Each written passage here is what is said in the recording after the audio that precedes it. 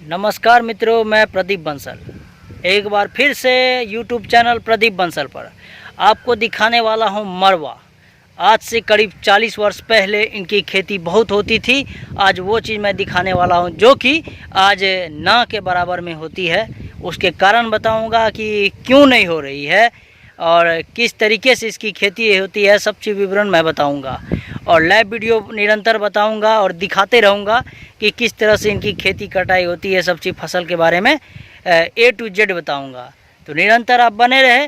हमारे साथ जुड़ चुके हैं एक्सपर्ट विक्की मास्टर जी, हमारे साथ जुड़ चुके हैं विक्की मास्टर जी और साथ में मरवा की फसल, मरवा की खेती, लतोना मिशन से लाइव वीडियो निरंतर। तो बताइए आप।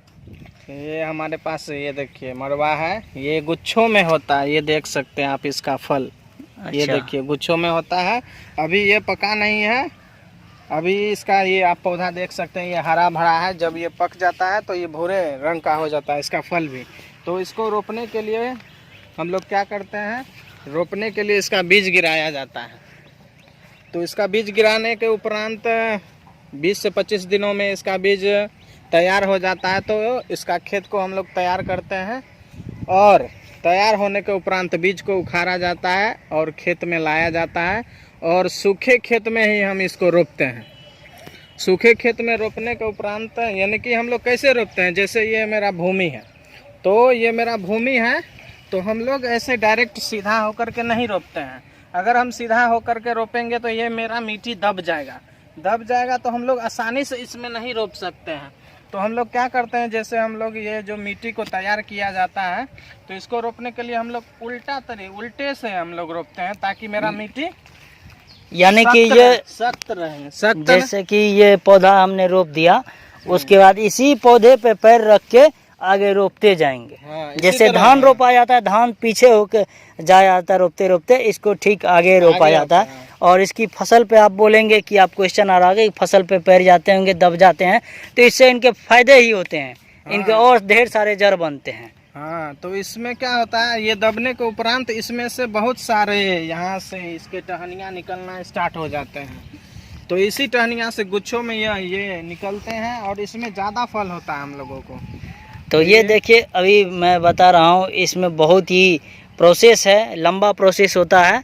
इसी वजह से मरवा की खेती आजकल हम नहीं के बराबर ही देखते हैं, क्योंकि हम आज बता रहे हैं आपको, यदि बिहार में यदि 100% कोई धान की खेती करता है तो मात्र 3% ऐसे लोग होते हैं जो शौक के लिए मरवा की खेती करते हैं। जब ये काटे जाते हैं तो उसके बाद बताइएगा किस तरीके से इसको आगे का काम किया जाता है। जब मेरा फसल तैयार होता है तो हमको देखना पड़ता है कि ये भूरे रंग का हुआ है ना। जब ये पूरा भूरे रंग का हो जाता है तो इस इसके थोड़ा दाना दिखाइएगा, थोड़ा 1 मिनट के लिए दाना दिखाइएगा किस प्रकार से है ये देख सकते हैं। ये देखिए आप, गोल गोल दाने हैं और इसमें ये छोटे दाने हैं। ये देखिए, आपको इस प्रकार से ये निकाला जा रहा है और ये वाइट ये इसके दाने होते हैं। पकने के उपरांत ये काले हो जाते हैं। पकने के बाद ये काले हो जाते हैं। आप देख लीजिए, आप इस प्रकार से ये दाने हैं। बाकी इसकी अवशिष्ट हैं जो आपको दिख रहे हैं, भूसा दिख रहा है, ये इनको उपयोग नहीं किया जाता है। तो अभी ये कच्चा है, इसको पकने के बाद इसको काटा जाता है और काटने के उपरांत ठीक उसी प्रकार हम लोग जैसे धान को काटते हैं उसी प्रकार इसको भी काटा जाता है और इसको हम लोग बोझ बना करके घर में ले जाते हैं। घर में ले जाने के उपरांत तुरंत ही इस पर हम लोग इसको तुरंत तैयार नहीं किया जाता है। इसको 5, 6, 7 दिन या हो सके तो 15 दिन, जितने दिन आप रखेंगे उतने आसानी तरीके से इसका दाना को अलग किया जाता है। अगर हम तुरंत दाना को अलग करेंगे तो ये नहीं निकल पाएगा। ये नहीं निकल पाएगा। इसको 15 दिन रखने का मतलब क्या हुआ?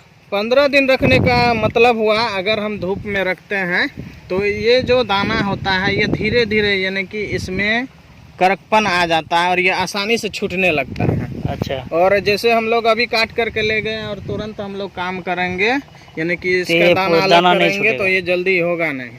तो मेरा अधिकांश इसी में रह जाएगा, पौधा में ही रह जाएगा और मेरा फसल अच्छा नहीं होगा। इसमें से हम लोग का दाना यानी कि हम लोग अलग नहीं कर पाएंगे। और ये जो है करीब इसके 15 दिनों के बाद इसके दाने को निकाला जाता है, वो भी दोनों पैरों से इनको मोला जाता है। उसके बाद जो है यानी कि रगड़ा जाता है, दोनों पैरों से रगड़ के इसके दाने को निकाला जाता है। उसके बाद इसके दाने को छांटा जाता है और इनको जो है आगे का प्रावधान क्या होता है, जो हमारे गांव में अक्सर क्या होते हैं जाते कहलाते हैं, वो भी मैं दिखाऊंगा।